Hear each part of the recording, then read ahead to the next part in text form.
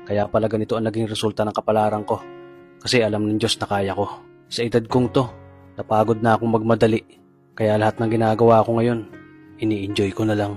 Siguro sa dami na rin ng aking pinagdaanan, napagtanto ko na ang buhay ay mas malawak at mas mahiwaga pa sa mga problemang dumarating sa buhay natin. Tumatanda na tayo, baka sa kakahabol natin sa masagana at maayos na buhay, ay hindi na natin nai-enjoy ang buhay. Baka nabubuhay na lang tayo dahil nape-pressure tayo sa sasabihin ng ibang tao. Marami na rin akong mga naging maling desisyon sa buhay, pero lahat yun nagsilbing aral sa akin at natuto ako sa mga pagkakamali ko. May mga taong sobra nating mamahalin at bibigyan ng halaga, pero ibabalik lang sa atin ay kabiguan at matinding trauma. Kaya wag nating lilingunin ng mga taong tulad nila dahil mas payapa kapag hindi ka na interesadong malaman pa kung ano pang balita sa kanila. At wag mong idepende ang sarili mo sa kahit kanino. Tandaan mo, kahit sarili mong anino, iiwan ka din nito kapag madilim na ang paligid mo.